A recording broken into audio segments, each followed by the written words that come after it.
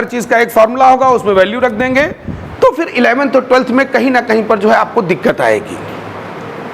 इसलिए जनरली कई बार देखा गया है कि कई बच्चे होते हैं जो 10th क्लास तक तो बहुत अच्छा परफॉर्म करते हैं, लेकिन 11th क्लास में आने पर, 12th क्लास में जाने पर कहीं ना कहीं उनको थोड़ा सा दिक्कत महसूस होती है, क्योंकि अब आपको केवल चीज़ों को रटना नहीं है। भाई 10th क्लास तक आपका लिमिटेड सिलेबस होता है, आप रट करके भी काम चला लेते हो, कई बार क्वेश्चन ही रट डालते हो। लेकिन अब यहाँ पर 11th 12th में अगर आप इस पैटर्न पर पढ़ाई करोगे तो कहीं ना कहीं पर थोड़ा सा आपको दिक्कत आएगी, क्योंकि यहाँ पर केवल हर क्वेश्चन को आपको रट के नहीं करना है, आपको थिंक करना है, सोचना है क्यों हो रहा है, कैसे हो रहा है, किस तरह से हो रहा है। ठीक है, उस तरह से क्वेश्चंस को कहीं ना कहीं पर हम लोगों को अप्रोच करना होगा। केवल सीधे सीधे हर चीज का एक फार्मूला होगा और उसमें वैल्यू रख देंगे, उससे काम अब नहीं चलने वाला है। ठीक है, यहाँ पर हर चीज, हर टॉपिक जो है अब वो ऐसा है आपके पास कि वो आगे कहीं ना कहीं पर वो प्रैक्टिकली भी कहीं ना कहीं पर चीजों को कोरिलेट करता है। ठीक, अब जैसे आपका कैलकुलस है, कैलकुलस का पहला टॉपिक आपका फंक्शन होता है। अब कई बार तुम लोग फंक्शन पढ़ लेते हो, वास्तव में इसका आगे यूज क्या है पता ही नहीं होता है। अब फंक्शन का बिल्कुल छोटा सा मोटा सा अगर आप समझना चाहो तो फंक्शन जो फंक्शनिंग करे, फंक्शनिंग कौन करता है? मशीन। मशीन ही तो फंक्शनिंग करता है। आप आगे चल के क्या बनाने वाले? मशीन बनाने वाले हो। अगर आपको फंक्शन तो कहीं ना कहीं पर आपको आगे चल के मशीन बनाने में दिक्कत होगी। भाई इंजीनियर का क्या होता है? आपको ये पंखा चलाना नहीं है, ये पंखा बनाना है। और अगर ये पंखा बन गया है तो इसकी परफॉर्मेंस को इंक्रीज करना है कि कैसे कम से कम इनपुट पर आप ज्यादा से ज्यादा आउटपुट निकाला जाए। तो उसके लिए क्रिएटिविटी ऑफ माइंड चाहिए। केवल ये नहीं कि बस जो है बटन दबाया चल गया, ये आप नहीं करने जा रहे हो। अगर आपको किसी चीज को इन्वेंट करना है, किसी चीज को खोजना है, तो फिर कहीं ना कहीं पर आपको अलग हटके सोचना पड़ेगा और उसकी शुरुआत अब आपको यहीं से कर देनी होगी। फंक्शन क्या है? फंक्शन इनपुट आउटपुट प्रोसेस पे डिपेंड करता है। ठीक, जिसको तुम लोग कहते हो कि ये स्क्वायर रूट का फंक्शन है। ठीक, ये स्क्वायर रूट का फंक्शन नहीं है, ये स्क्वायर रूट का मशीन है। जैसे आपने x बराबर 1 रखा, ये इनपुट, ये आउटपुट, y बराबर 1 आया। जब आप x बराबर 4 रखोगे तो स्क्वायर रूट ऑफ 4 कितना होता है? 4 का वर्गमूल कितना होता है? 2 होता है ना। ठीक, तो ये क्या है? ये आपका इनपुट, ये आपका आउटपुट। जब आप मशीन बनाओगे तो कहीं ना कहीं पर आपको यही तो करना होगा। कोई भी मशीन हो एक इनपुट आउटपुट प्रोसेस पे डिपेंड करती है कि नहीं? जब आप कुछ इनपुट करोगे तभी आपको आउटपुट मिलेगा। जैसे मशीन में होता है, हर एक मशीन का अपना एक प्रीडिफाइंड इनपुट होता है। अगर कोई फोटोकॉपी का मशीन है तो उसमें एक डेफिनेट साइज का पेपर जब आप एंटर करोगे तभी आपको आउटपुट मिलेगा। ये नहीं कि कुछ भी एंटर कर दो सब छाप के दे दे। तो वैसे ही फंक्शन में है, फंक्शन को ही रफ लैंग्वेज में मशीन कहते हैं। अब जैसे ये स्क्वायर रूट का मशीन है जिसको मैथ में तुम स्क्वायर रूट का फंक्शन कहते हो, तो इसका भी इनपुट प्रीडिफाइन है। इसमें आप x क्या रखोगे? Greater than or equal to 0। ठीक है ना? x आप इसमें क्या रखेंगे? Greater than or equal to 0। अगर आप नेगेटिव x रखोगे तो रियल आउटपुट नहीं मिलेगा। तो जैसे एक मशीन का प्रीडिफाइंड इनपुट होता है, वैसे हर एक फंक्शन का प्रीडिफाइंड इनपुट होता है। जैसे तुम्हारा साइन इनवर्स x का मशीन है, मैथ में इसको तुम साइन इनवर्स का फंक्शन कहते हो, रफ लैंग्वेज में इसको साइन इनवर्स का मशीन बोला जाएगा। अब इसका क्या है? इसका भी इनपुट प्रीडिफाइन है। आप जब -1 से 1 का वैल्यू इनपुट करोगे तभी आउटपुट मिलेगा। -1 से 1 को छोड़ करके अगर आप इनपुट करोगे तो आउटपुट नहीं मिलेगा। इसी इनपुट को डोमेन बोला जाता है। इसी इनपुट को फंक्शन का क्या बोलते हैं? डोमेन। जैसे हर एक मशीन का प्रीडिफाइंड इनपुट होता है, वैसे हर एक फंक्शन का प्रीडिफाइंड इनपुट होता है। ये नहीं कि किसी भी फंक्शन में जो चाहो वो रख दो। ठीक है? तो हर चीज प्रैक्टिकली कोरिलेट है। अब जैसे आपका पूरा कैलकुलस है, इस एक ग्राफ के अंदर, अब कई बार क्या होता है, तुम लोग कैलकुलस से टॉपिक पढ़ लेते हो, function, limit, continuity, differentiability, maxima minima, ठीक, इंटीग्रेशन, लेकिन वास्तव में उसको कभी फील ही नहीं कर पाते हो। लिमिट के क्वेश्चन कर डालते हो, लेकिन लिमिट है क्या पता ही नहीं है। ठीक, इस एक ग्राफ के अंदर पूरी कैलकुलस है।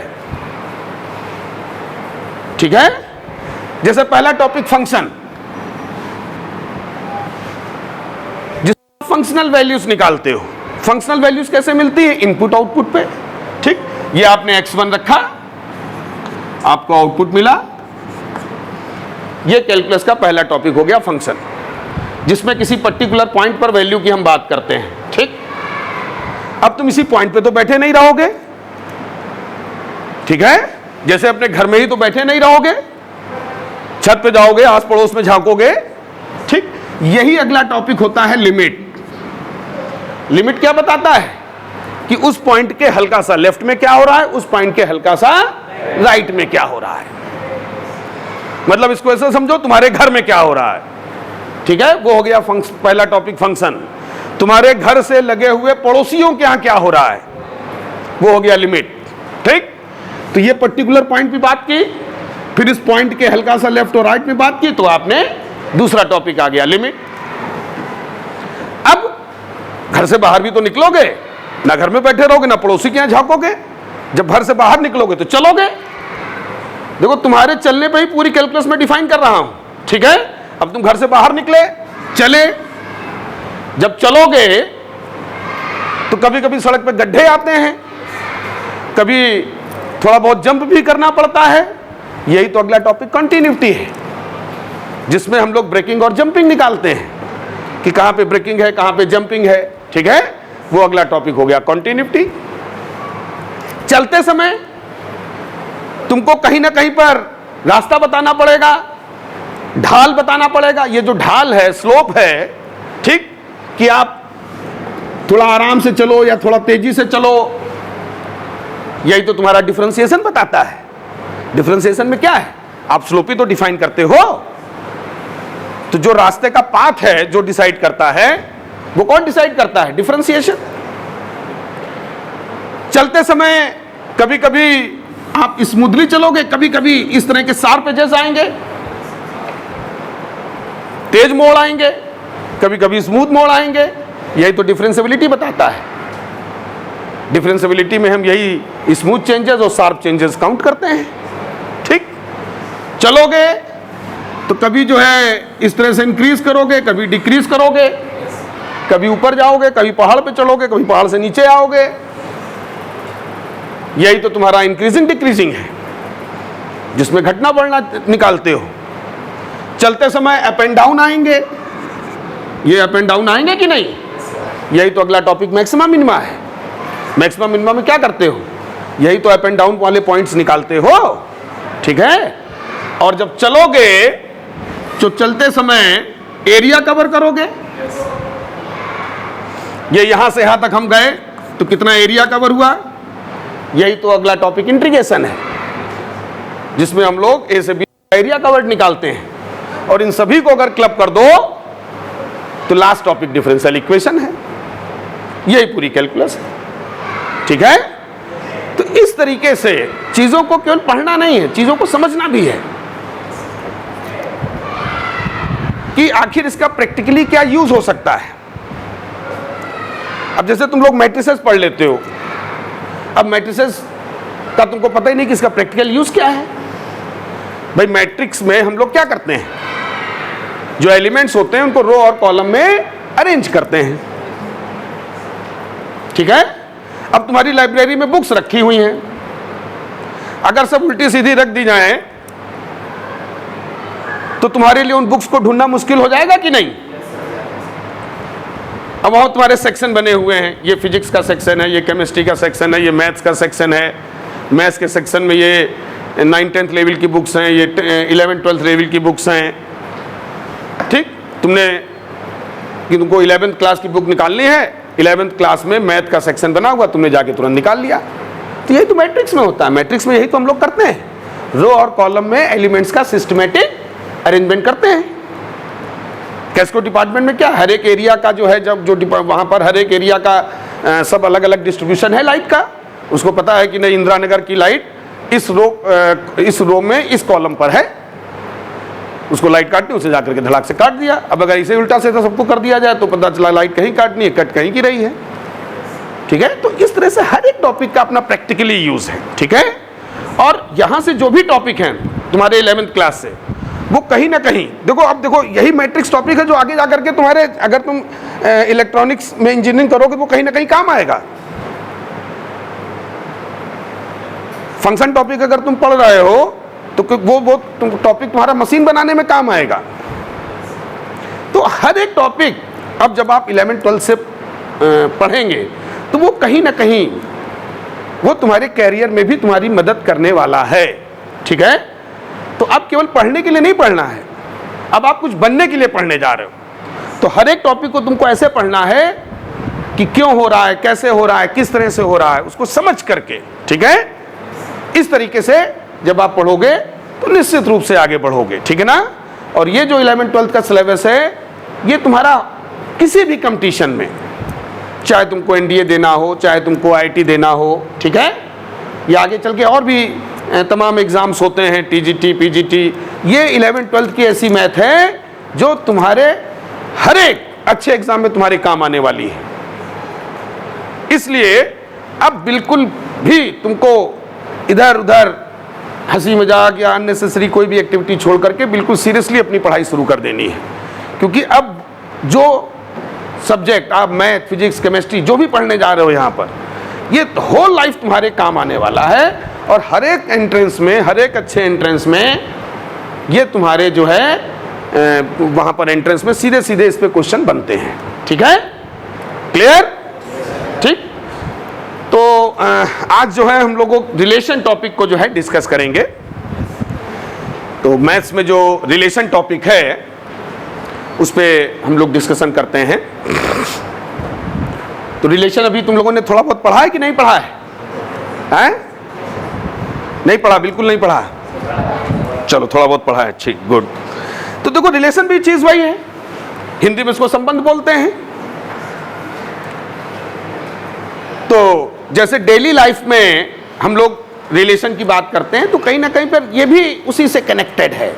ठीक है ना, अभी जब हम लोग धीरे धीरे रिलेशन टॉपिक पढ़ेंगे तो वो चीज़ तुम लोगों को समझ में आएगी। ठीक, रिलेशन में थोड़ा सा सेट का भी यूज़ होता है, तो पहले मैं सेट के कुछ पॉइंट्स तुम लोगों को क्लियर कर देता हूँ। ठीक है, और फिर उसी से कोरिलेट करते हुए रिलेशन हम लोग जो है पढ़ते हैं। ठीक, तो सेट क्या होता है, समुच्चय क्या होता है बच्चों, कोई बताएगा?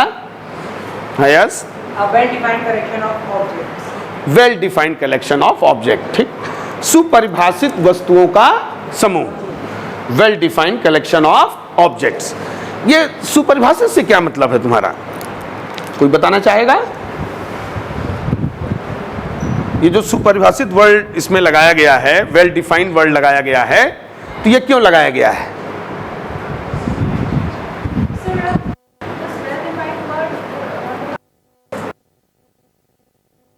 Specific things means such a single or a set of a single things, like a set consists a natural numbers only, not other than that. It is a specific thing as from a specific object it is taken. Specific object, उसी word को ही तो मैं थोड़ा सा explain करना चाह रहा हूँ ना कि उसके पीछे तुम्हारा मतलब क्या कहने का है। कि जैसे कोई एक एग्जांपल लेकर के उसको एक्सप्लेन करो। So from I had taken a word, a natural number series. And I had taken some natural numbers like 2, 3, 4, 8, 9. And अब जैसे मैंने बोल दिया कि set of integers, set of integers, ठीक है, in that set only integers are present and none other than integers and some. अगर मैंने बोल दिया सेट ऑफ नंबर्स, तो ये सेट होगा कि नहीं होगा? नहीं, मैंने कहा सेट ऑफ नंबर्स, तो ये सेट होगा कि नहीं होगा?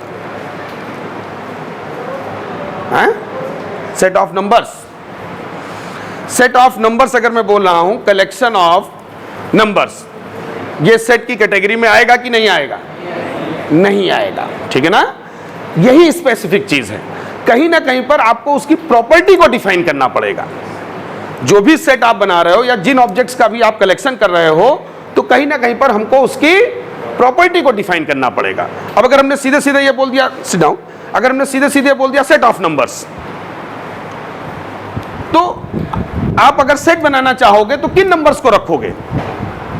आपको बताना पड़ेगा set of integer, set of real number, set of imaginary number, set of natural number, set of whole number, ठीक है ना। जब तक आप उसकी प्रॉपर्टी को डिफाइन नहीं करेंगे, कोई ना कोई एक विशेषता, जो तुमने वर्ड स्पेसिफिक यूज किया, वही चीज है ये, ठीक है ना। क्योंकि ऐसे अगर जनरल बोल दोगे तो फिर हम लोग उसका कलेक्शन नहीं कर सकते, क्योंकि कलेक्शन करने के लिए आपको कहीं ना कहीं पर उसकी प्रॉपर्टी को डिफाइन करना पड़ेगा। जब आप उसकी प्रॉपर्टी को डिफाइन कर दोगे तभी हम उसमें से कलेक्शन कर पाएंगे। जैसे हम कहें कि एक मैथमेटिक्स वर्ड है, इस वर्ड में से वॉवेल्स का सेट बनाइए, ठीक, तो एक प्रॉपर्टी तुमने बताई है कि नहीं, एक झुंड में से कुछ चीजों को बाहर निकालना। तो बाहर निकालने के लिए कहीं ना कहीं पर आपको उसके किसी ना किसी एक विशेषता को बताना पड़ेगा, ठीक है ना। तो वही चीज उसने बोला है, वेल डिफाइंड डिस्टिंक्ट ऑब्जेक्ट, सुपरिभाषित वस्तुओं का समूह, ठीक। तो वहां पर कहीं ना कहीं पर तुमको उसकी किसी ना किसी एक प्रॉपर्टी को डिफाइन करना पड़ेगा।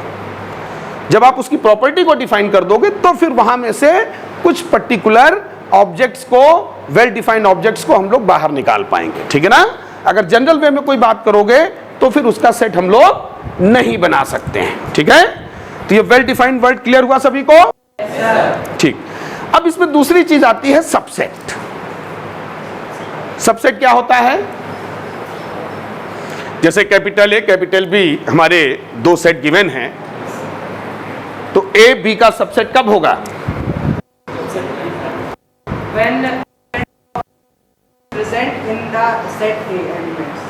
मतलब ए के सारे एलिमेंट सेट बी में होने चाहिए, क्यों? All elements of set A line to the set B, लेकिन बी के ए में हो ऐसा जरूरी नहीं है, ठीक है। बी के एलिमेंट्स कुछ एक्स्ट्रा हो सकते हैं जो कि सेट ए में लाए ना करें, ठीक है। अगर सेट ए के सारे एलिमेंट सेट बी में लाई कर रहे हैं तो ए बी का क्या होगा? सबसेट हो जाएगा, ठीक है ना। सबसेट में अगर हमारे पास n नंबर ऑफ एलिमेंट्स हैं, सबसेट में कितने एलिमेंट्स हैं? n नंबर ऑफ एलिमेंट्स हैं, तो उसके टोटल नंबर ऑफ सबसेट कितने होंगे? 2 to the power n। कितने होंगे? पावर n, ठीक। इसमें तुम लोगों को ध्यान क्या क्या रखना होगा? Null set, subset of set, ठीक है ना, जो वो 2 to the power n में काउंट किया जाएगा, ठीक। और दूसरा, every set will be subset of itself, खुद का भी एक सबसेट होता है, ठीक है। तो किसी सेट में अगर n एलिमेंट्स हैं, ठीक, तो उसके टोटल नंबर ऑफ सबसेट कितने होंगे? 2 to the power n, ठीक। उसके वो जो 2 to the power n है उसमें एक तो नल सेट जरूर काउंट होना चाहिए, दूसरा every set will be subset of itself, खुद का भी एक सबसेट होगा, ये भी कंफर्म है, ठीक है ना। तो अगर किसी सेट में n एलिमेंट्स हैं तो उसके टोटल नंबर ऑफ सबसेट कितने होंगे? 2 to the power n। ये सबको पता है ना? क्लियर है ना सबको? ठीक। अब यहां से हमारा जो है रिलेशन स्टार्ट होता है, ठीक। तो इसमें सबसे पहला जो पॉइंट आता है वो आता है कार्टेशियन प्रोडक्ट का, ठीक है। तो नोट करें सब लोग, रिलेशन टॉपिक डाल लें, हेडिंग डालें, Cartesian product of two sets, of two sets.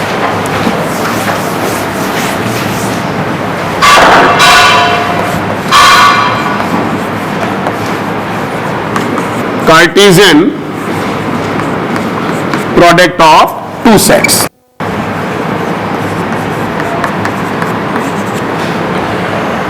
तो अगर हमारे पास दो सेट हैं, set A and set B,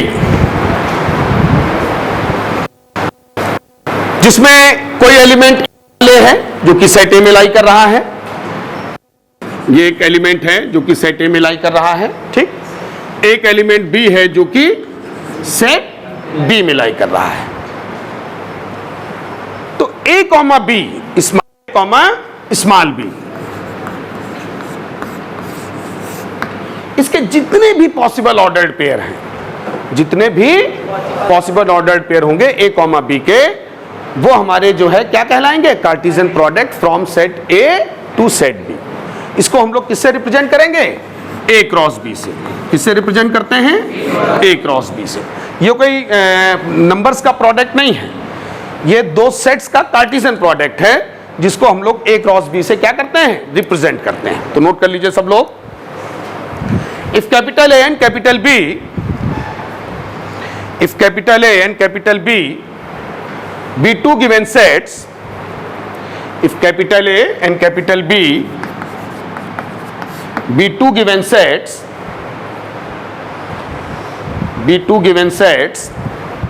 then all possible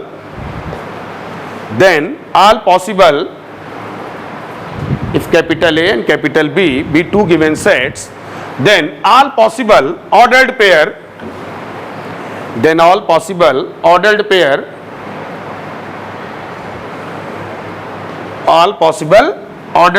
of A comma B, small a comma small b, then all possible ordered pair of small a comma small b, in which element small a belonging set capital A, जिसमें जो small element है वो किस में लाई करना चाहिए, capital, in which element small A belonging set capital A and element small B, belong का साइन होता है, इस तरह से बनाएंगे सब लोग, and element small B belonging set capital B.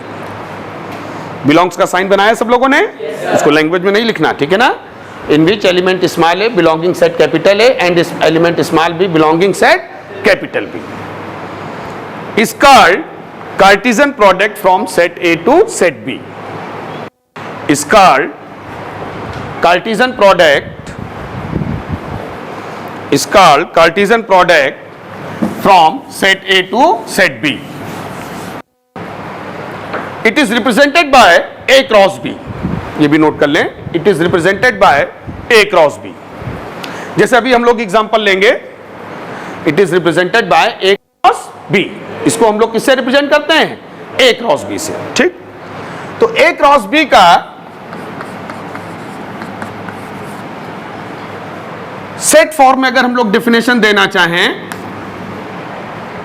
तो curly bracket small A comma small B that element small A belonging capital A and element small B belonging capital B. इस तरह से आप नोट कर लेंगे।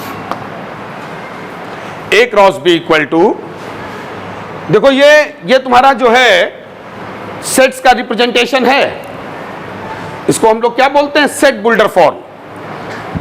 भाई सेट्स को represent करने के दो तरीके होते हैं, तुम लोगों ने सेट थ्योरी में पढ़ा होगा, एक होता है रोस्टर फॉर्म और दूसरा होता है set builder form. Roster form में क्या होता है कि हम लोग हर एक एलिमेंट को इंडिविजुअली शो करते हैं, और सेट बुल्डर फॉर्म में हम लोग क्या करते हैं, जो एलिमेंट्स होते हैं उनको उनकी प्रॉपर्टी के आधार पर डिफाइन किया जाता है, ठीक है। तो यहां पर हम लोगों ने ए क्रॉस बी को ये सेट बुल्डर फॉर्म में रिप्रेजेंट किया है, A comma B such that small element small A belonging capital A and element small B belonging capital B. जैसे हम लोग एक एग्जांपल लेते हैं, सेट ए है हमारे पास, ए बी कॉमा सी, एक सेट बी है हमारे पास 1, 2, 3, और हम लोगों को ए क्रॉस बी निकालना है। क्या फाइंड करना है, ए क्रॉस बी। तो क्या करोगे इसमें बच्चों, सेट ए के एलिमेंट पहले लोगे, सेट बी के एलिमेंट बाद में लोगे, और जितने ऑर्डर्ड पेयर बन सकते हैं, जैसे ए कॉमा 1, ये पहला एलिमेंट आएगा कि नहीं, इसी तरह से ए कॉमा 2, ए कॉमा 3, ठीक, 3 ये हो गए। फिर बी को पकड़ लीजिए, क्या आएगा, बी कॉमा 1, बी कॉमा 2, तो ये ऑल पॉसिबल ऑर्डर्ड पेयर हमको बना लेने हैं। फिर सी को पकड़ लेना है, क्या बनेगा, सी कॉमा 1, सी कॉमा 2, और लास्ट में क्या आएगा, सी कॉमा 3। तो ये क्या कहलाएगा हमारा, ए क्रॉस बी। क्या कहलाएगा? A cross B. और ऐसा नहीं कि ए क्रॉस बी नहीं, तुम बी क्रॉस ए भी निकाल सकते हो। बी क्रॉस ए में जस्ट रिवर्स कर देना है। इसमें आप सेट बी के एलिमेंट पहले लोगे और सेट ए के एलिमेंट बाद में लोगे। जैसे पहला एलिमेंट इसका क्या बनेगा? 1 कॉमा ए बनेगा कि नहीं? इसी तरह से अगला क्या बनेगा? 1 कॉमा बी। इस तरह से इसके भी एलिमेंट्स बना लोगे सब लोग। तो ये हमारा क्या कहलाएगा? B cross A. B cross A को अगर हमको रिप्रेजेंट करना हो सेट बुल्टर फॉर्म में तो क्या लिखोगे? जो ऑर्डर्ड पेयर बनेंगे किसके बनेंगे? बी। जैसे इसमें ए कॉमा बी है, सेट ए का एलिमेंट पहले है, सेट बी का एलिमेंट बाद में है। यहां पर सेट बी का एलिमेंट पहले होगा, सेट ए का एलिमेंट बाद में आएगा। ठीक, यहां पर बाकी small A belonging capital A, small B belonging, वो तो फिक्स है। क्लियर? अब एक चीज हम लोग और ऑब्जर्व कर रहे हैं, जैसे ध्यान से देखो, सेट ए में कितने एलिमेंट्स हैं? 3 हैं। सेट बी में कितने एलिमेंट्स हैं? 3 हैं। ए क्रॉस बी या बी क्रॉस ए में कितने एलिमेंट्स होंगे? 9 है कि नहीं? 3 into 3 3 into 3 9 एलिमेंट्स हैं। ठीक, इसको थोड़ा और जनरल कर देते हैं।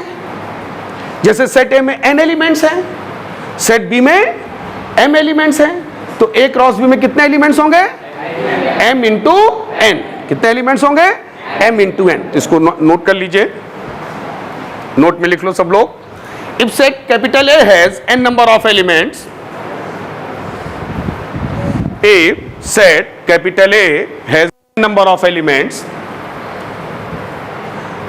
n for Nagpur, ठीक है? Set capital A has n number of elements and set B has n number of set B has m number of elements, then total number of elements, then total number of elements in A cross B, then total number of elements in A cross B, then total number of elements in A cross B। तो A cross B में total number of elements कितने होंगे बच्चों? m into n। कितने elements होंगे? m into n। तो ये सबको अच्छे से याद रहेगा। जैसे सेट ए में 4 एलिमेंट्स हैं, सेट बी में 5 एलिमेंट्स हैं, तो ए क्रॉस बी में टोटल कितने एलिमेंट्स होंगे? 4 into 5 20 होंगे। ये क्लियर है सबको? yes, sir। ठीक, अब देखो यहीं से आगे रिलेशन स्टार्ट होना है। ठीक है, अगर हम ए क्रॉस बी के टोटल नंबर ऑफ सबसेट की बात करें, टोटल नंबर ऑफ सबसेट की बात करें तो कितने होंगे भाई? ए क्रॉस बी में m इंटू एलिमेंट्स होंगे, ये हम लोगों ने निकाल लिए ना। अब ए क्रॉस बी के सबसेट कितने होंगे? बिल्कुल सही, 2 to the power mn, बिल्कुल सही। ठीक है, क्योंकि सेट में अगर n एलिमेंट्स हैं तो उसके total number of subset 2 to the power n होते हैं। यहां पे टोटल नंबर ऑफ एलिमेंट्स कितने हैं ए क्रॉस बी के? m into n। कितने हैं? m into n। तो उसके सबसेट कितने हो गए? 2 to the power mn। तो इसको आगे नोट कर लीजिए। एंड हेंस, उसी के आगे लिख लीजिए, and hence total number of subset, and hence total number of subset, and hence total number of subset in A cross B, total number of subset in A cross B equal to 2 to the power mn, and hence total number of subset in A cross B equal to 2 to the power mn। A cross B में subset हमारे थे, A cross B में elements थे m into n, उसके subset कितने हो गए? 2 to the power mn। कितने हो गए? 2 to the power mn। ठीक, अब हम लोग आते हैं रिलेशन पे, हेडिंग डाले रिलेशन। तो जो रिलेशन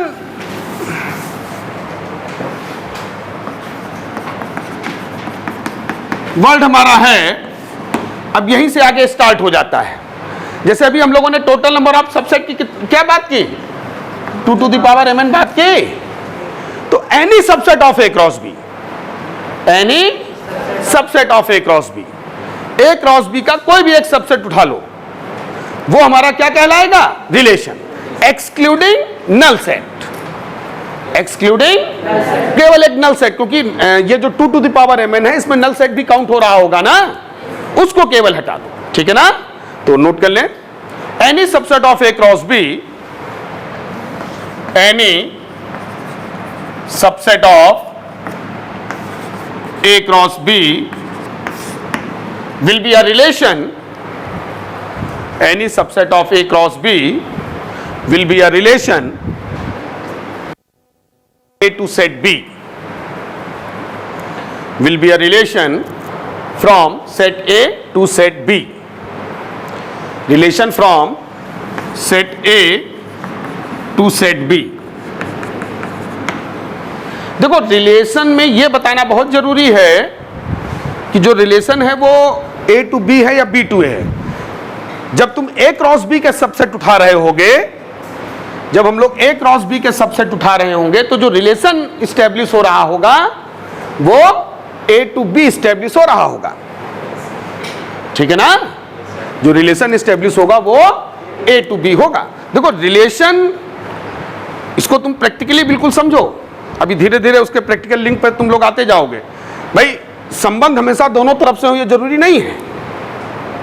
तुम हिंदुस्तान के प्राइम मिनिस्टर को लेटर लिखो तो ये कोई जरूरी नहीं कि उसका जवाब आए, या तुम किसी को मैसेज भेजो मोबाइल्स पे SMS करो तो ये कोई जरूरी नहीं है कि उधर से भी जवाब आए, ठीक है।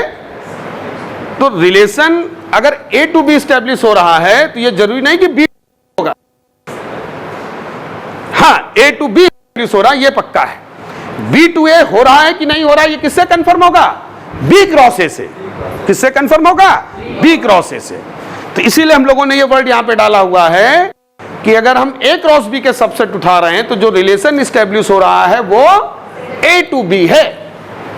B to A रिलेशन अभी स्टैब्लिश हो रहा है ये कंफर्म नहीं है, यहां रिलेशन जो है वो A to B है केवल, ठीक है। तो A क्रॉस B का अगर हम लोग कोई भी एक सबसेट उठाते हैं तो रिलेशन कहलाएगा from set A to set B। Clear हुआ सभी को? ठीक है। अब यहां से है टाइप्स ऑफ रिलेशन। तो रिलेशन को 4 पार्ट में डिवाइड किया जाता है, ठीक। तो हेडिंग डालें, टाइप्स ऑफ रिलेशन।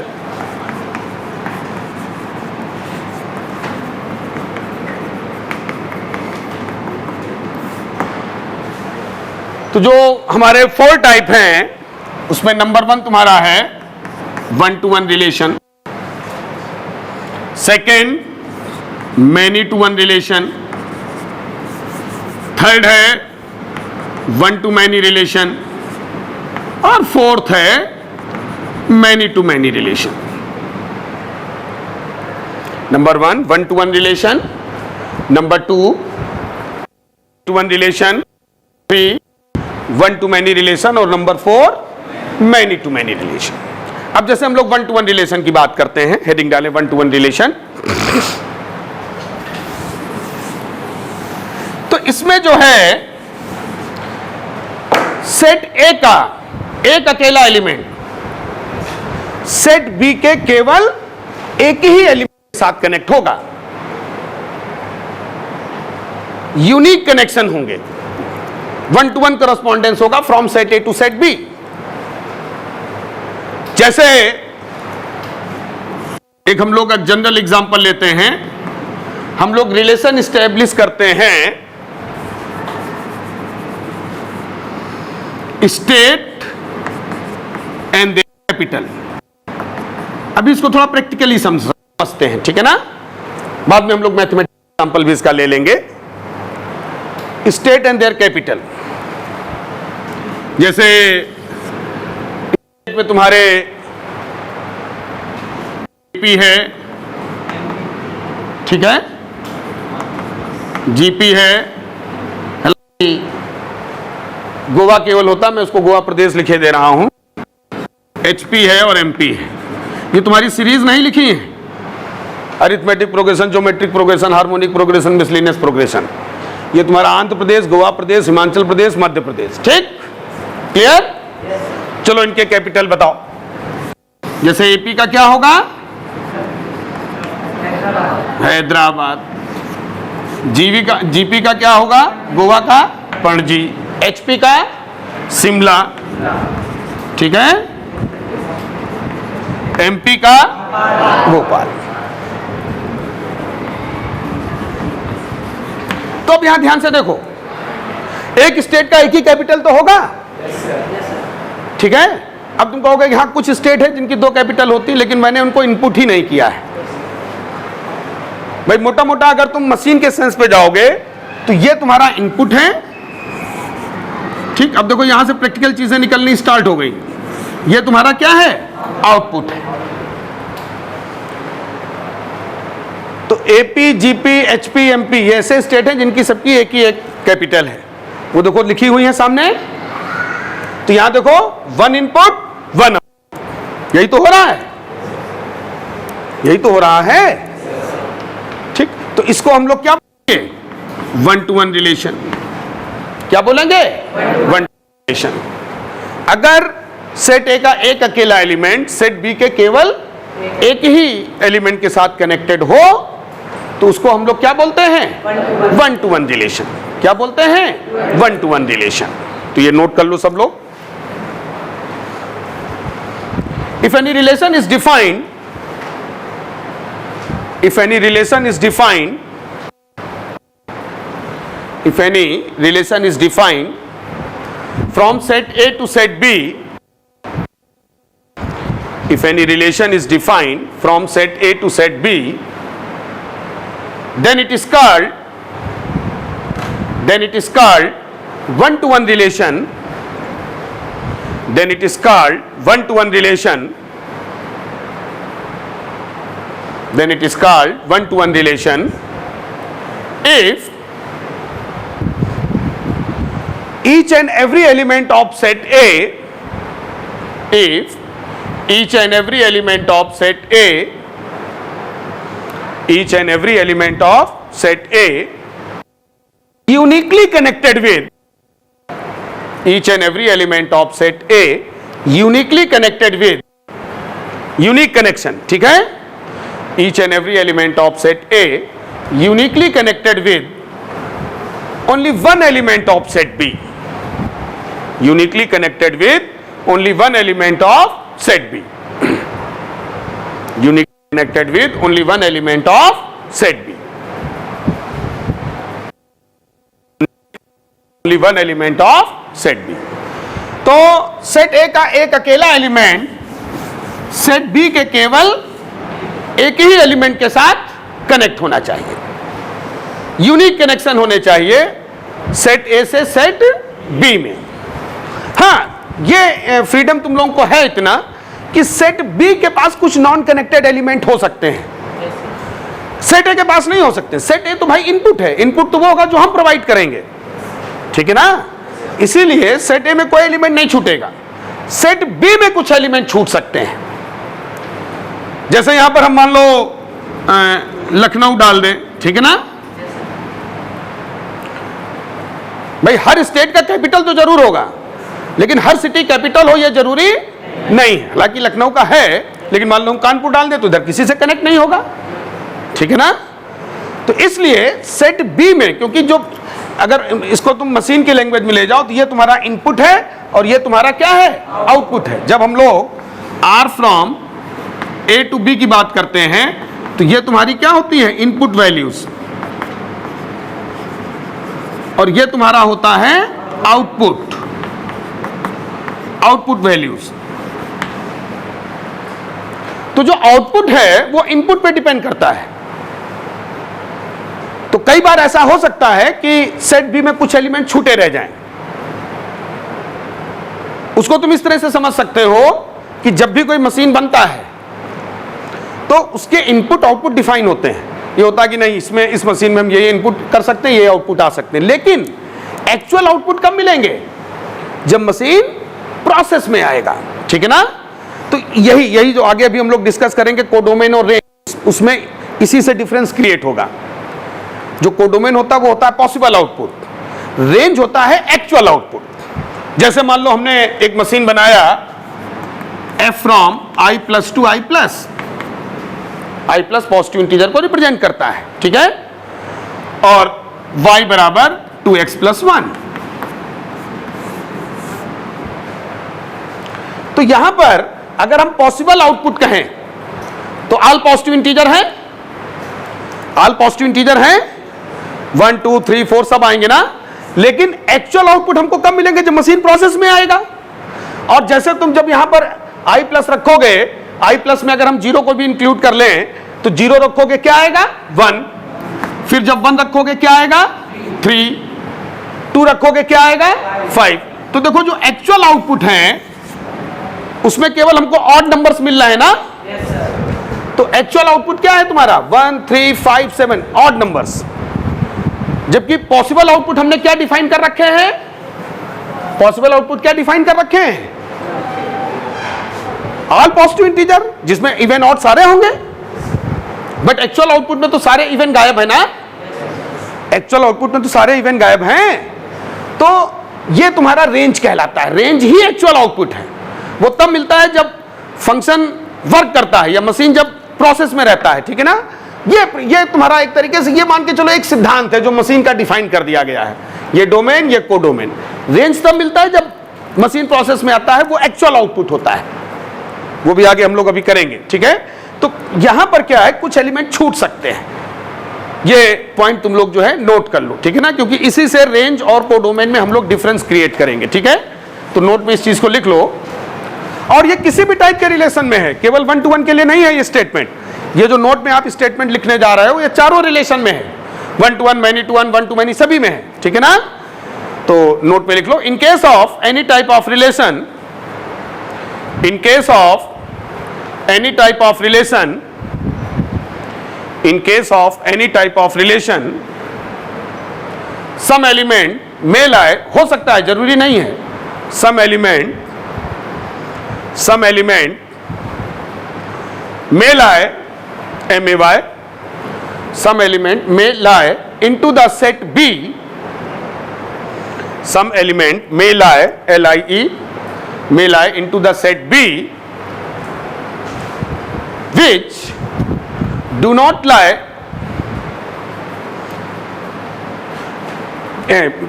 कट कर दीजिए, which are not connected with any element of set A, जो कि सेट A के किसी भी एलिमेंट के साथ कनेक्टेड ना हो, which are not connected with any element of set A, which are not connected with any element of set A. Some element may lie into the set B which are not connected with any element of set A. तो इधर ध्यान दो, तो जब हम लोग ये set B बनाते हैं तो यहां पर कुछ ऐसे एलिमेंट्स हो सकते हैं सेट B में जो कि सेट A के किसी भी एलिमेंट के साथ कनेक्टेड ना हो, ठीक है। ये हो सकता है, जरूरी नहीं है, लेकिन हो सकता है, ठीक।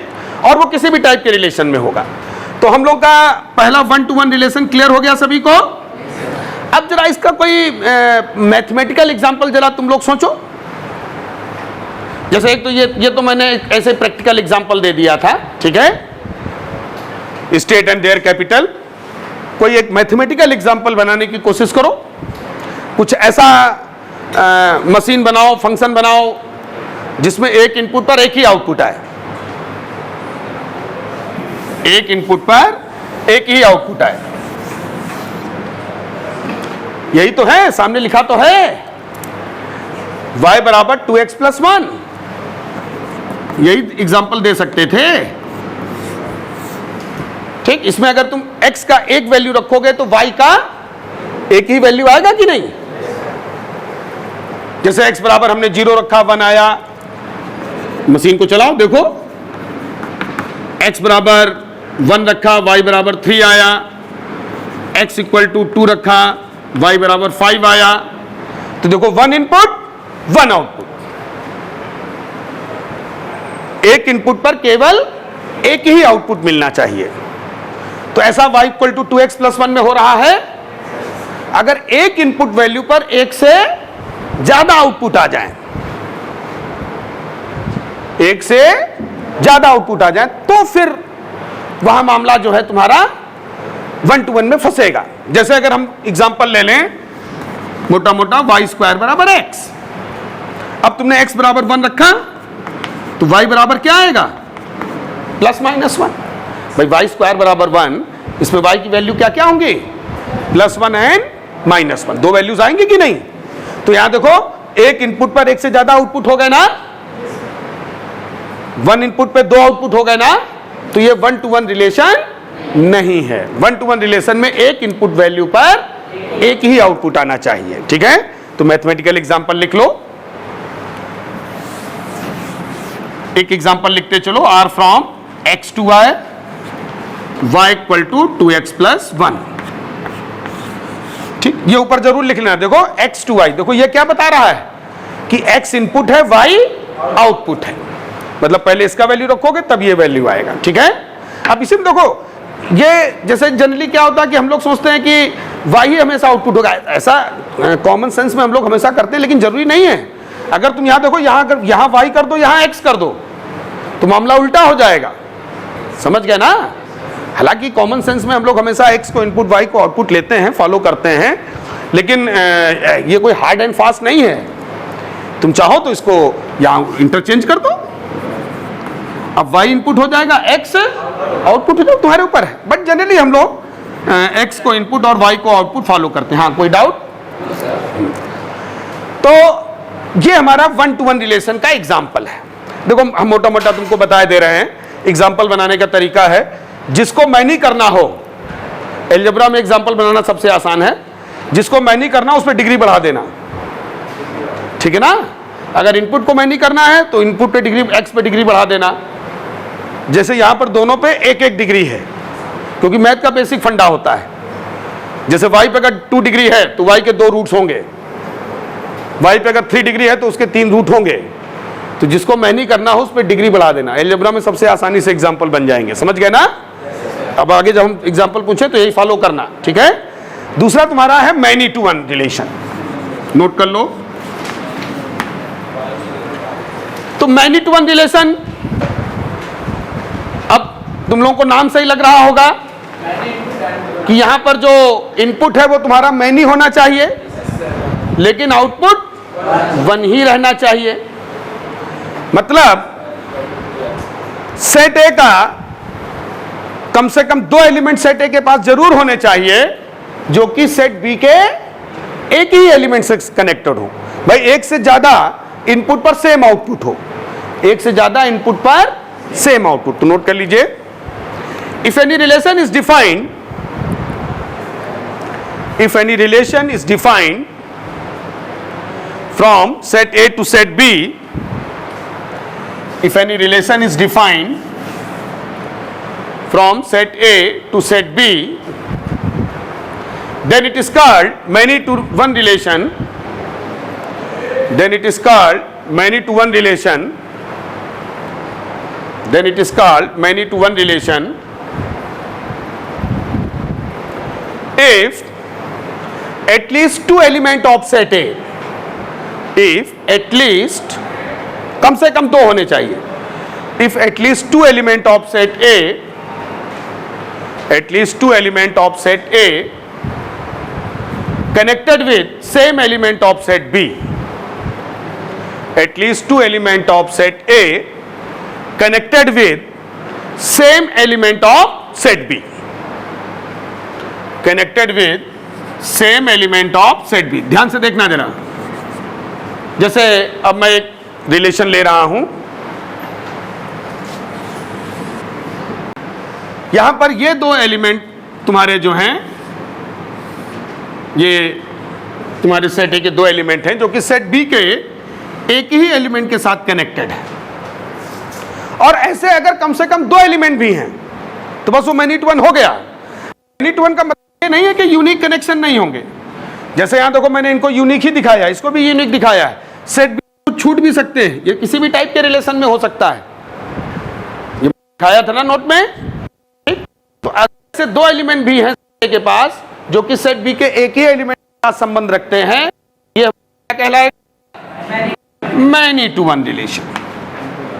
ठीक, इसको बना लीजिए। इसको हम लोग मैपिंग बोलते हैं। ये जो एरो डायग्राम तुम लोग बनाते हो, इसको मैपिंग बोला जाता है, ठीक है। अब थोड़ा सा मैं मेन चीजें ही तुम लोगों को बता रहा हूं, जैसे रिप्रेजेंटेशन ऑफ रिलेशन भी होता है, ठीक है ना। तो ग्राफिकल रिप्रेजेंटेशन होता है, मैपिंग के थ्रू रिलेशन रिप्रेजेंटेशन होता है। जो मेन पॉइंट्स है वो मैं डिस्कस कर रहा हूं, ठीक है।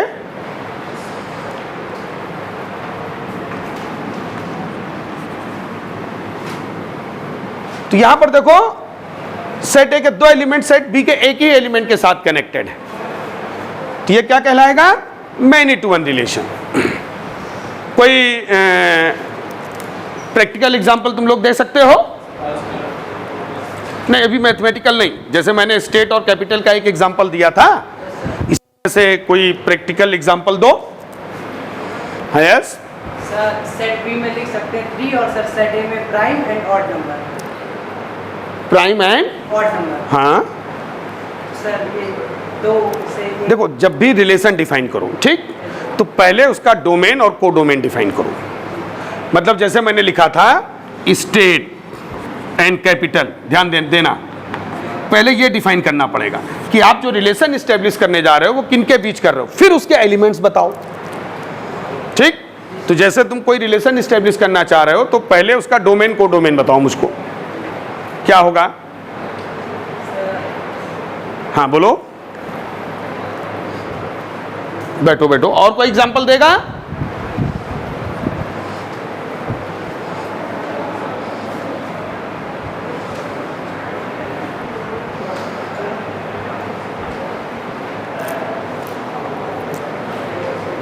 भाई जैसे एक कंपनी कई प्रोडक्ट बनाती है, हाँ?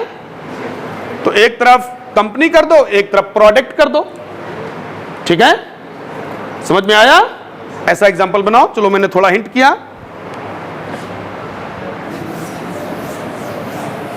जैसे इनपुट हम लोग कर देते हैं प्रोडक्ट, ये रिलेशन में एस्टेब्लिश कर रहा हूं,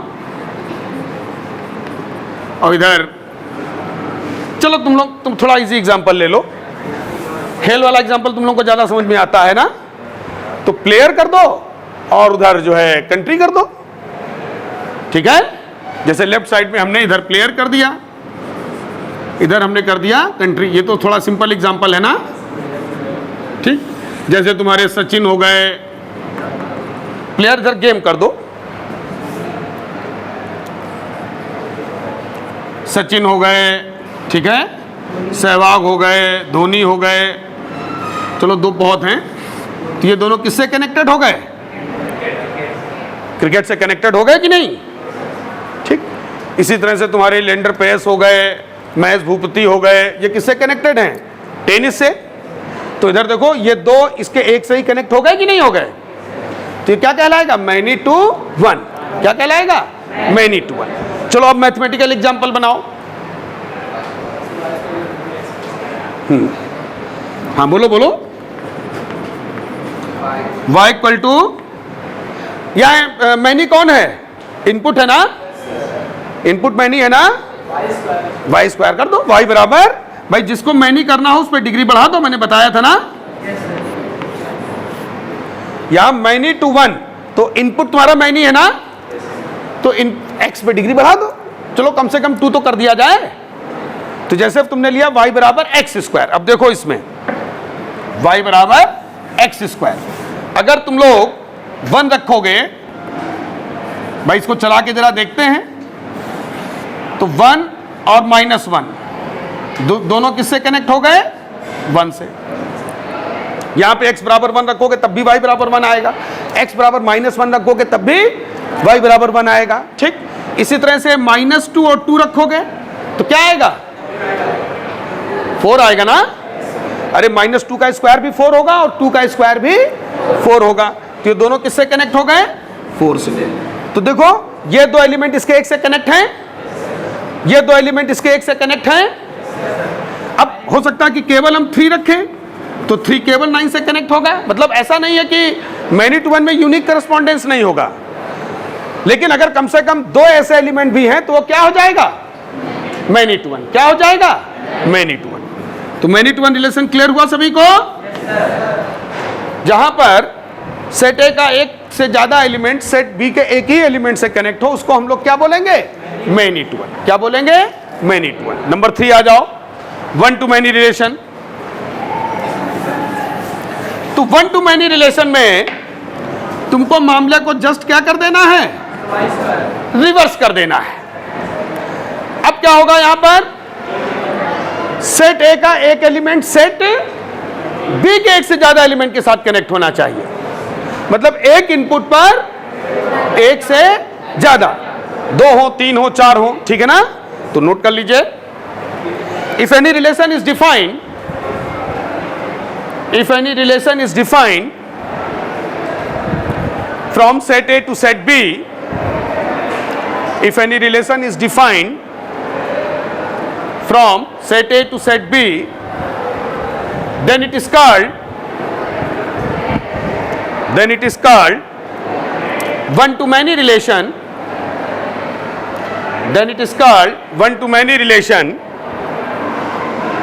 Then it is called one to many relation if at least one element of set A, if at least one element of set A connected with, if at least one element of set A connected with more than one element of set B, connected with more than one element of set B,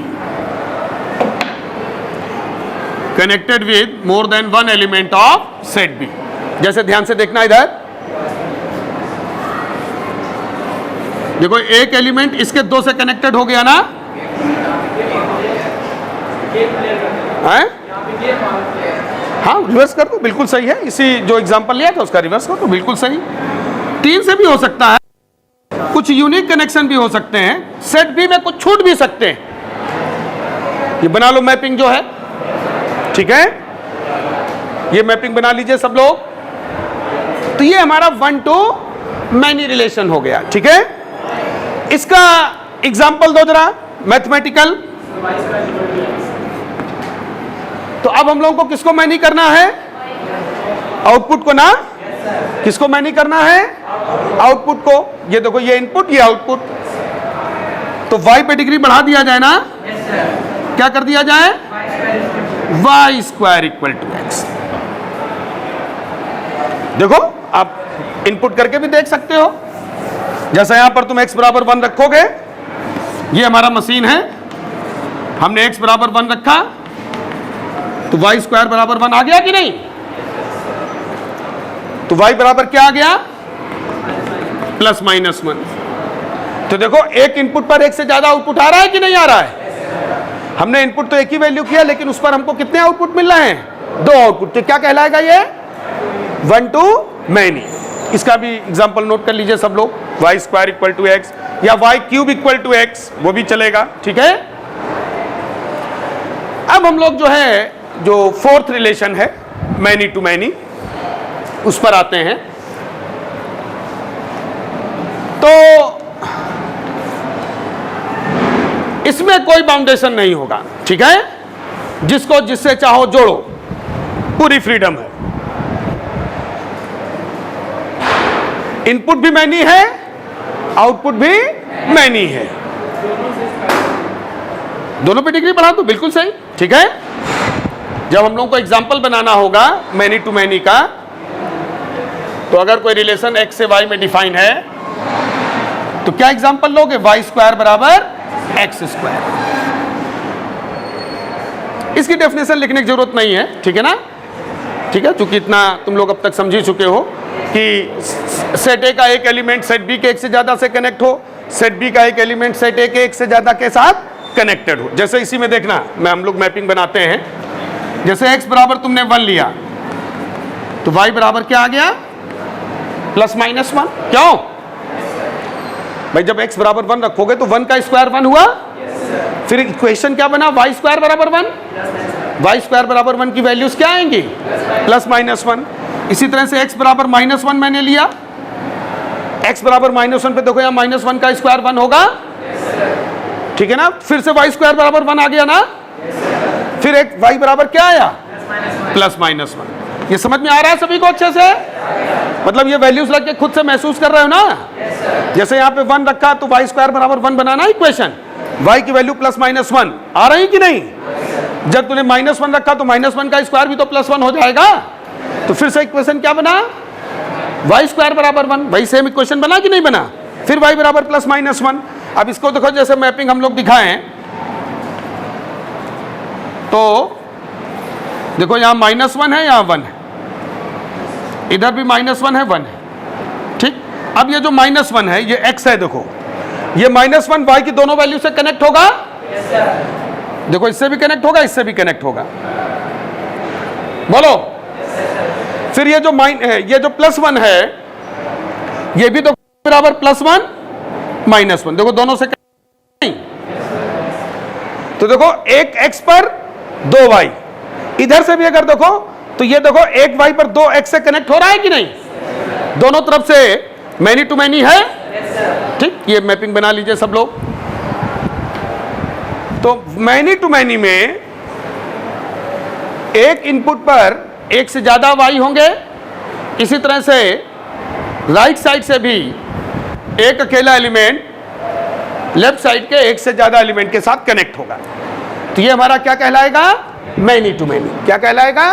many to many. ठीक, उसका एक example भी हम लोगों ने लेकर के देखा, y स्क्वायर बराबर x स्क्वायर। तो ये चारों रिलेशन क्लियर हो गए सबको अच्छे से? ठीक है, 1 to 1, many to 1, 1 to many, many to many, ये चारों रिलेशन क्लियर हो गए? ठीक, अब सबसे इंपॉर्टेंट पॉइंट रिलेशन का आने जा रहा है, वो है डोमेन, कोडोमेन और रेंज। ठीक है, तो हेडिंग डालें। ठीक, ये सबसे इंपॉर्टेंट पार्ट है पूरे रिलेशन का, domain, codomain and range. Domain, codomain and भैया वैन तुरंत है, प्रिंसिपल रूम में रिपोर्ट करें। लंच पीरियड स्टार्ट हो गया है, जो भी भैया वैन भोजन मंच कराते हैं और तुरंत भोजन मंच कराने हेतु प्रिंसिपल रूम में तुरंत पहुंचे। तो अब ये इसके बाद आपकी क्लासेस स्टार्ट हो जाएंगी, 5वां पीरियड स्टार्ट हो जाएगा। तो बच्चों ये सबसे मेन पार्ट है। ठीक, सही समय पे स्टूडेंट जो हैं वो साथ कैसे पहुंचेंगे नोट के लिए, रेस्ट स्टूडेंट की क्लासेस रन होंगी। तो डोमेन, कोडोमेन एंड रेंज, ठीक है, इसको तुम लोगों को अच्छे से समझना है। जैसे हम लोगों ने स्टार्टिंग में A क्रॉस B पे डिस्कशन किया था, ठीक है, फिर हम लोगों ने ये डिस्कस किया था कि A क्रॉस B का कोई भी एक हम लोग क्या उठा लें? सबसेट, वो एक रिलेशन होगा। ठीक है, जैसे सेट ए सपोज हमने ले लिया 1 2 3, सेट बी हमने ले लिया A, B, C। ठीक है, सब लोग नोट कर लें इसको, और जरा A क्रॉस B सब लोग अपनी कॉपी पे लिखो। A क्रॉस B सब लोग अपनी कॉपी पे लिख लें जल्दी से। फिर हम लोग डोमेन, कोडोमेन और रेंज को समझते हैं। देखो A क्रॉस B तुम्हारा ये आएगा, सब लोगों ने पहले जरा A क्रॉस B निकाल लो। 1, A, 1, B, 1, C। ये हम लोग पहले सीख चुके हैं, सब लोग खुद से निकाल लोगे, इसमें कुछ समझने के लिए नहीं है।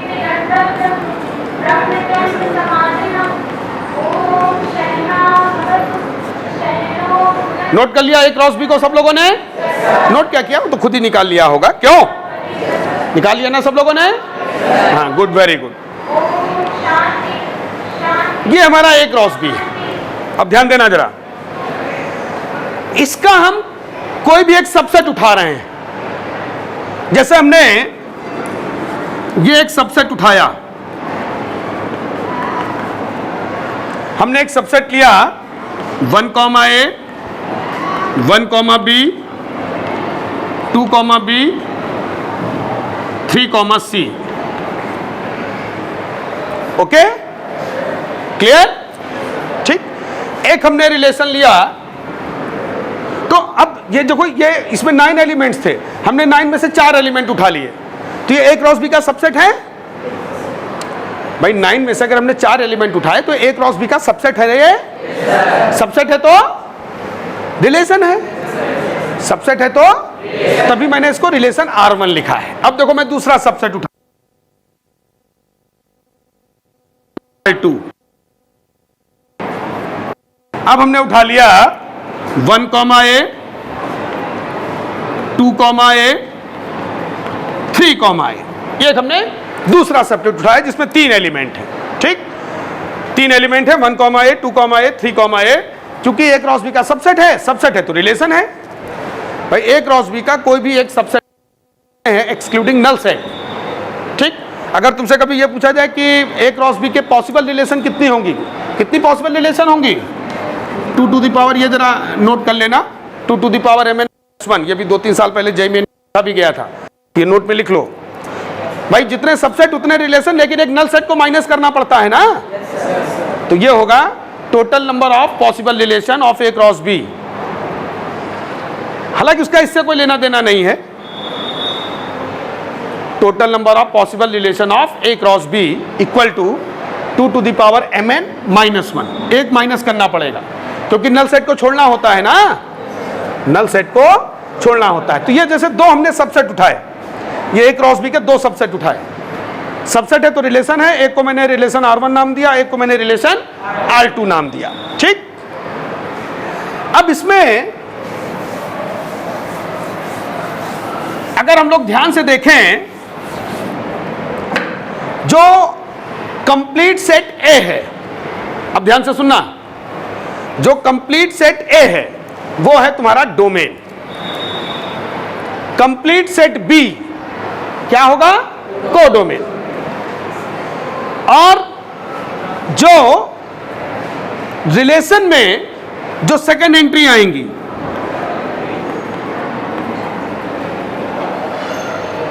रिलेशन में जो सेकेंड एंट्री आएंगी वो कहलाएगा रेंज। मोटा मोटा तुम ये कह सकते हो कि domain codomain directly A cross B पे डिपेंड करता है, जिसमें A होगा डोमेन, B होगा कोडोमेन। और रेंज जो है वो किस पे डिपेंड करता है, relation of A cross B। किस पे डिपेंड करता है, relation of A cross B। उसकी जो सेकेंड एंट्री होंगी वो क्या कहलाएंगी, रेंज। तो अब नोट कर लीजिए डेफिनेशन, पहले डोमेन हेडिंग डाल लो।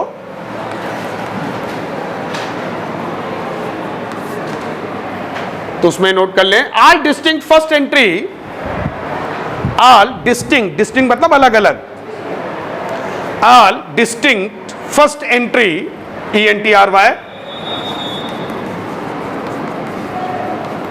ऑल डिस्टिंक्ट फर्स्ट एंट्री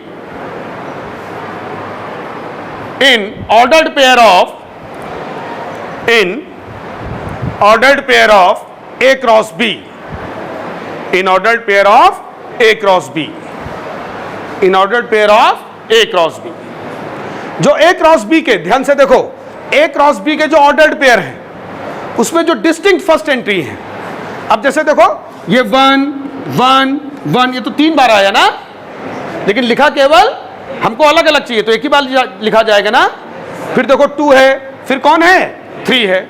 तो अगर कायदे से देखा जाए तो A क्रॉस B में फर्स्ट एंट्री किसकी होंगी, किसकी होंगी, सेट A की होंगी। किसकी होंगी, सेट A की ही तो फर्स्ट एंट्री आएंगी। तो इसीलिए हम लोग इसको सेट A भी कह सकते हैं। लेकिन मैं सीधा सीधा सेट A क्यों नहीं लिखा रहा हूं, तुम कहोगे तो ये फर्स्ट एंट्री लिखाने की क्या जरूरत थी, सीधा सीधा सेट A लिखा देते। वो इसलिए चूंकि A क्रॉस B में सेट A की फर्स्ट एंट्री होगी ना, B क्रॉस A में थोड़ी सेट A की फर्स्ट एंट्री होगी। B क्रॉस A में फर्स्ट एंट्री किसकी होंगी, सेट B की। तो ये मोस्ट जनरल डेफिनेशन हुआ, ठीक है, समझ गया कि नहीं। अगर हम सीधा सीधा लिखा देंगे सेट A होता है, पता चला तुम B क्रॉस A में भी सेट A को डोमेन बना दो, जबकि B क्रॉस A में मामला उल्टा होगा, B क्रॉस A में B डोमेन होगा, A को डोमेन होगा। इसलिए मैंने डेफिनेशन को हम लोगों ने इस तरीके से लिखा है, all distinct first entry into the ordered pair of A cross B। अब first entry A cross B में A की आएंगी, B क्रॉस A में B की आएंगी। Clear, clear. तो नीचे हालांकि लिख लो इन A क्रॉस B, इस तरीके से लिख लो, in A cross B domain equal to set A, बात वही हो गई, ठीक। इन बी क्रॉस ए, ये भी नोट कर लो, domain equal to set B, क्योंकि बी क्रॉस ए में जो फर्स्ट एंट्री है वो किसकी आएंगी? सेट बी की आएंगी। किसकी आएंगी? सेट बी की। ठीक, कोडोमेन हेडिंग डालें, codomain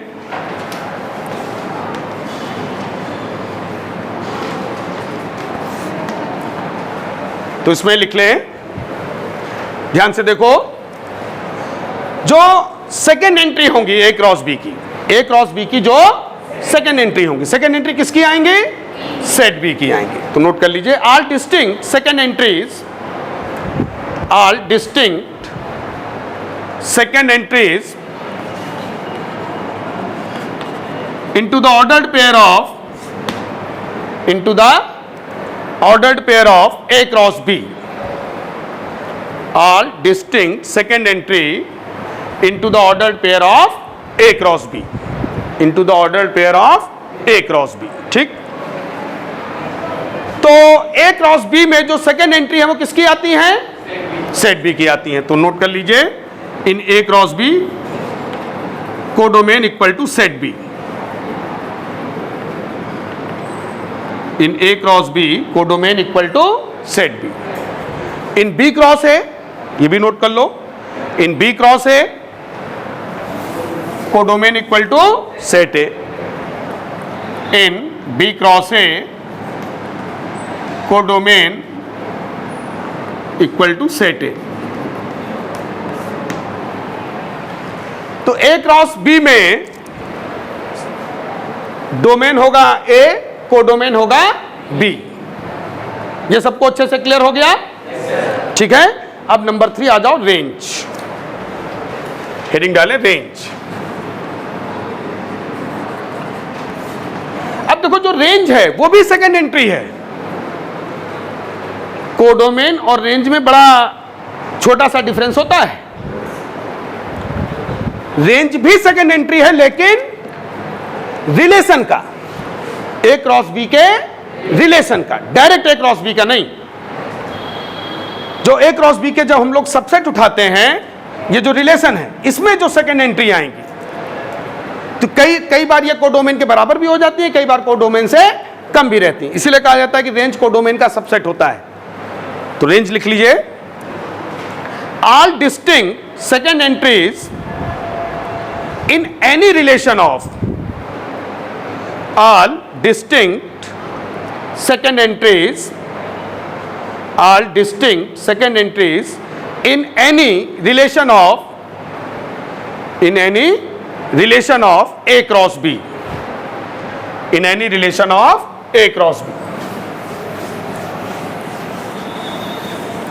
in any relation of A cross B। तो रेंज भी सेकेंड एंट्री है, कोडोमेन भी सेकेंड एंट्री है, लेकिन जो कोडोमेन है वो ए क्रॉस बी का सेकेंड एंट्री है, और जो हमारा रेंज है वो रिलेशन एक है ए क्रॉस बी पे ही डिपेंडेंट, लेकिन relation of A cross B. जैसे रेंज ऑफ R1 मैं लिख रहा हूं, ध्यान देना, रेंज ऑफ रिलेशन R1। तो यहां पे देखो, ए है, सेकेंड एंट्री देखना, फिर बी है, फिर एक बार बी आया, लेकिन लिखा एक ही बार जाएगा, डिस्टिंक्ट अलग अलग लिखने होते हैं ना, और फिर सी है। तो ये आ गया हमारा ए कॉमा बी कॉमा सी।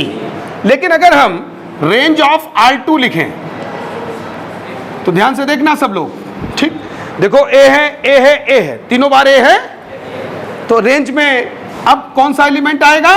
केवल ए आएगा। पहले वाले रिलेशन में तुम्हारा रेंज कोडोमेन के बराबर हो रहा है। भाई कोडोमेन भी तो तुम्हारा यही था, ABC। लेकिन दूसरे वाले में देखो, रेंज क्या कोडोमेन के बराबर है? रेंज में केवल और केवल सिंगल एलिमेंट ए है। तो जो रिलेशन की सेकेंड एंट्री होंगी वो क्या कहलाएंगी? रेंज। जो रिलेशन की सेकेंड एंट्री होंगी वो क्या कहलाएंगी? रेंज। और जो कंप्लीट सेट बी है ए क्रॉस बी का, वो कहलाएगा कोडोमेन। तो कोडोमेन और रेंज में अंतर समझ में आया कि नहीं? ठीक, कोडोमेन तुम्हारा जो है वो ए क्रॉस बी का सेकेंड एंट्री होगा, range relation of A cross B का सेकेंड एंट्री होगा। किसका सेकेंड एंट्री होगा?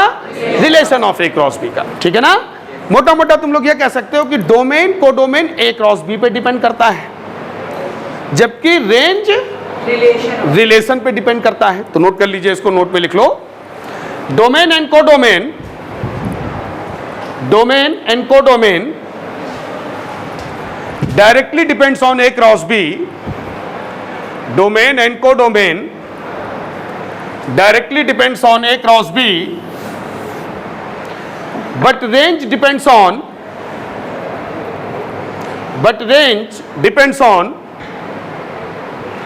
domain and codomain directly depends on A cross B, but range depends on relation of A cross B, but range depends on relation of A cross B, but range depends on relation of A cross B. तो ये difference समझ में आया सभी को? ठीक। अगर हम R from A to B लिख रहे हैं तो ये हमारा क्या कहलाएगा? डोमेन। ये क्या कहलाएगा? कोडोमेन। क्या कहलाएगा? कोडोमेन। ठीक। फिर जब इसके एलिमेंट्स हम लोग लिखेंगे रिलेशन के क्या लिखेंगे? एलिमेंट्स। तो वहां पर जो कनेक्टेड एलिमेंट होंगे, जैसे ये देखना ध्यान से, मैं मैपिंग बना रहा हूं। ठीक। मैपिंग के पॉइंट ऑफ व्यू से भी समझ लो चीजों को।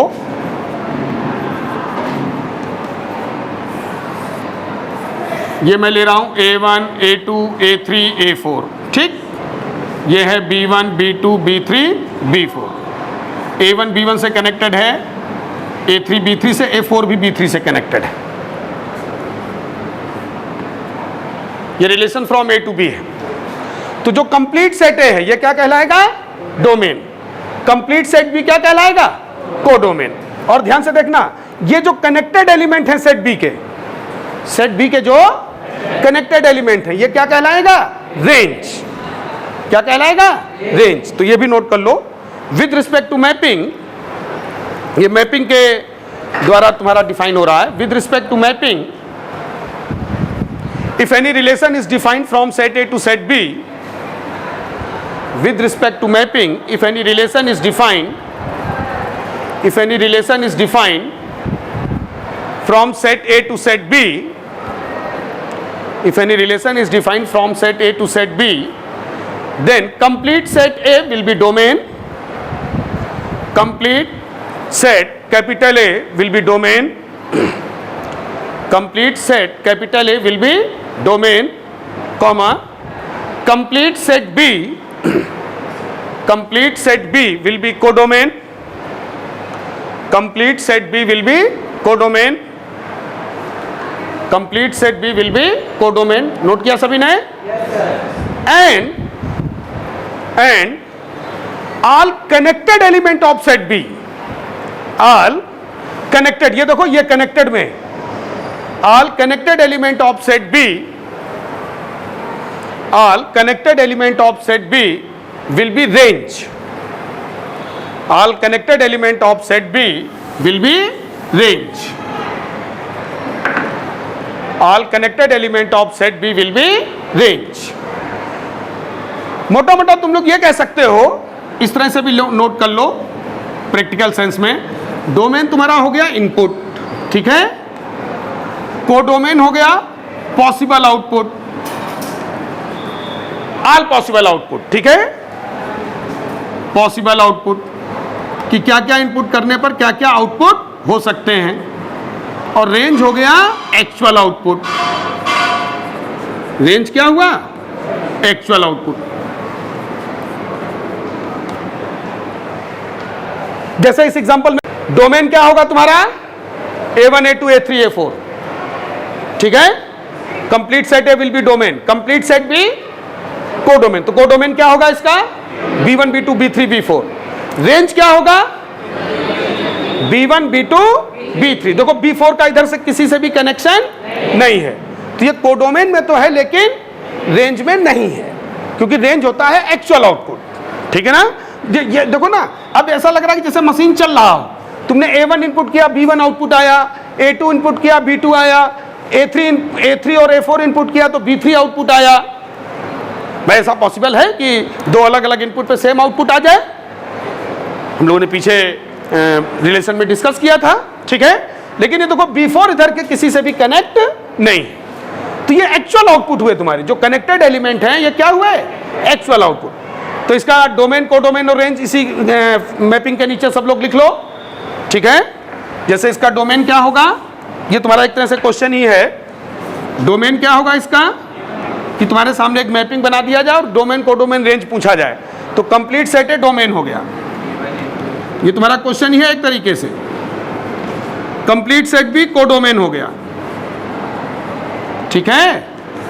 B1, B2, B3, B4 और रेंज में कौन से एलिमेंट्स आएंगे?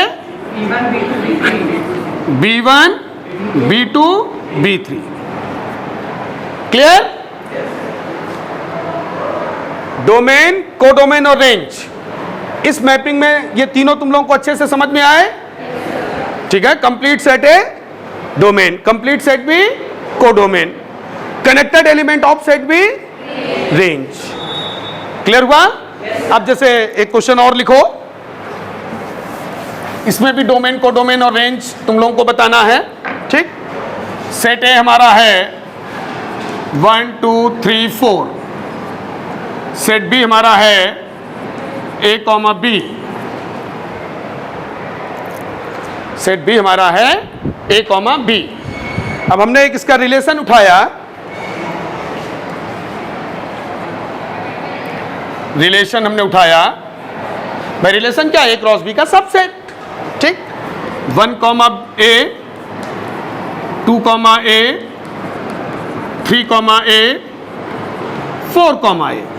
ये हमने एक एग्जांपल उठा लिया, ठीक है। अब ध्यान देना, अब इसमें तुमको डोमेन, कोडोमेन और रेंज बताना है।